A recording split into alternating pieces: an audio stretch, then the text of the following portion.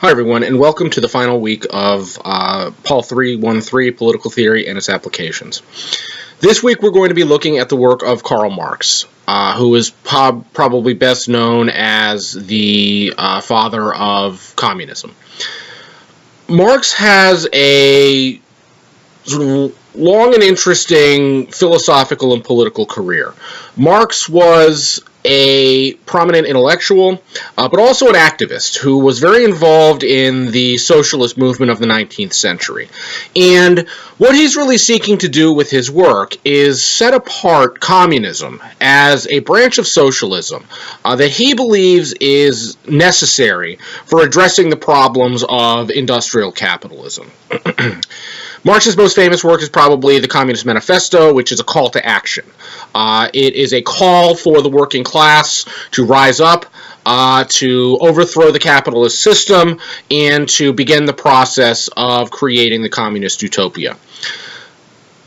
Marx's view of history is critical to understanding his thought. For Marx, history can be understood by examining the dominant economic system at any given point in time. In essence, what he calls upon, or what he points out, is that the history of humanity is a history of class struggle. That at any given point in time, there is a dominant class, a ruling class, and a working class, where the society as a whole, the political system, culture, everything is defined by the class system, what he also refers to as the relations of production. Under the relations of production, we see the development of the means of production. The means of production is the technology that is used for the economic system and for producing within that economic system. Marx was a critic of capitalism, but also he understood that capitalism was a necessary stage in the development of the means of production. In many of his works, he sort of praises capitalism as the most productive, the most revolutionary economic system in history. And it is under capitalism that the means of production is developed to its highest extent. In essence, what he is arguing is that under capitalism, the means of production is developed to such an extent that everyone on Earth can be provided for by the productive capacity of the technology that capitalism has developed. So this is essentially what sets the stage for the revolution. Now, under capitalism, Marx will argue, the working class, the proletariat, faces a dire situation. One of the characteristics that Marx describes within the capitalist system is the profound alienation, the alienation of labor that exists within the working class. Now here we see, I think, a very interesting parallel between Marx and Locke. I think Marx takes very seriously the idea that labor is a fundamental part of the self, that labor represents the creative capacity of each human being. And under capitalism, this labor, this creative force, this fundamental part of the self, is stolen from the individual worker. If we want to compare this to another situation, if we look at an artisan economy, for instance, an artisan who builds a chair is essentially involved in the entirety of the process. They craft that chair becomes an expression of their creativity, and then when they sell that chair, they are able to reap the full benefit of that sale. They essentially are profiting directly off of the labor that they have put into creating that chair. That represents, for Marx, a more healthy relationship with labor. Under industrial capitalism, however, that relationship is very different. The worker works on the assembly line, so they are responsible for only a small part of the production process. They feel no connection to the final product, and then ultimately that final product is sold back to them. Basically, their own labor is being sold back to them in order to contribute to the profit of the capitalist class, the bourgeoisie.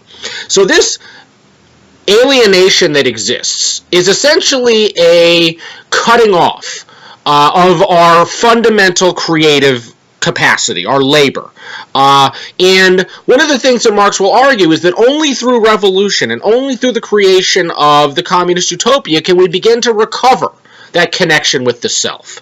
So the worker under capitalism is a stunted being. A being that is, cut off from fundamental parts of their humanity. And this is what contributes to the dire situation that the proletariat finds themselves in. In addition, there's no connection between the bourgeoisie and the proletariat other than the wage. If we look at previous economic systems, if we look at feudalism, for instance, the lord has an interest in the physical well-being of their serf. Obviously, the serf is producing for the benefit of the lord, but there's a set of mutual obligations that exist. Under capitalism, these obligations cease to exist. There's nothing between the bourgeoisie and the proletariat other than the wage. The worker shows up for their shift, they are paid, they go home, and then beyond that, the capitalist class doesn't care what happens to the worker. So the relationship between the classes is at the starkest and most basic in history. And for Marx, what this does is creates a revolutionary situation. Now, for Marx, revolution emerges as a result of contradictions that exist within capitalism itself. One of his famous statements is that capitalism will be its own gravedigger. Under capitalism, the means of production are constantly revolutionized. However, at a certain point, the relations of production, the class system, becomes an obstacle to the further development of the means of production. When this happens, a crisis situation is created. Basically, what Marx envisions is a crisis of overproduction.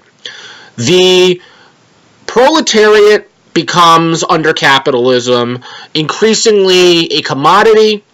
They become the basest of commodities, and Marx describes what he terms the immiseration of the proletariat. The capitalist class is always going to try to extract as much value from their workers as possible by paying the least. So essentially they will demand greater productivity for a lower wage. And what this leads to is a situation where the primary market, which of course is the working class, begins to dry up. As the worker is paid less and less, they can afford less and less, and so what the capitalist class produces goes unsold. And so this creates a crisis of overproduction. It also creates a situation of desperation within the working class. So Marx talks about the idea of the inevitability of revolution. Now, this doesn't mean that that the worker can just sort of sit aside and wait for the revolution to happen. Marx is insistent on the idea that the working class must organize itself, and organize itself with the goal of overthrowing the capitalist system and seizing the means of production. When the revolution happens, what Marx envisions is that the working class seizes control of the means of production. That basically what they will do is use the means of production to benefit humanity as a whole, rather than benefiting a small segment of the population in the form of the capitalist class. The means of production are highly developed. They can essentially run with minimal effort. And so, basically, a society where the slogan, from each according to his ability to each according to his means, becomes a possibility. Now, as you are reading through the text this week, as you are working on the discussion board, think about the contemporary relevance of Marx. We hear quite a bit about the role that automation will play in replacing human workers. This is something that Marx really envisioned. This is something that he sees as part of that revolutionizing of the means of production. That basically the worker becomes less and less necessary. They can be paid a lower wage.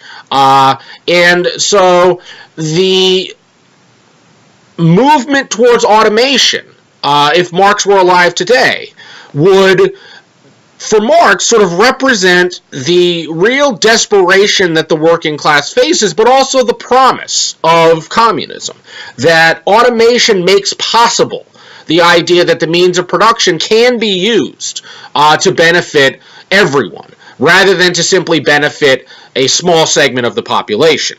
After the financial crisis in 2008, there was a growing interest in Marx, the sort of rising inequality, the transition to finance capitalism. All of these things were, in many ways, what Marx had predicted, that sort of represented the dynamic nature of the capitalist system. We can also look at how states and governments have historically responded to Marx. In many ways, we see the emergence of the welfare state. We see the emergence of the labor movement. All of these were responses to Marx's ideas. One of the first Social Security systems in the world was in Otto von Bismarck's Germany.